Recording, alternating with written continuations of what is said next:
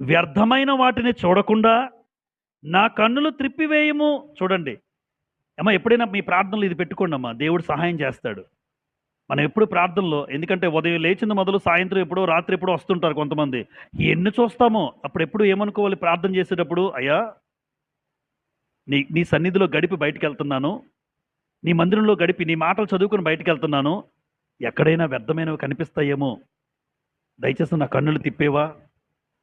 ఏ అక్కైనా dress బాగా వేసుకోకపోతే, ఏ చెల్లైనా dress బాగా వేసుకోకపోతే దయచేసి నా కన్నులు తిప్పేవా?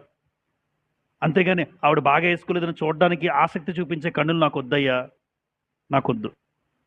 వ్యర్థమైన వాటిని చూడకుండా నా కన్నులు త్రిప్పేసే, ఖచ్చితంగా తిప్పుతాడు దేవుడు.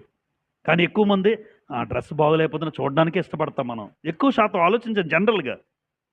అలాంటి సమయాల్లో కూడా నా కన్నులు అటువైపు తిరగకుండా ఉండడానికి నాకు సహాయం చేయవా? ఎందుకంటే ఈ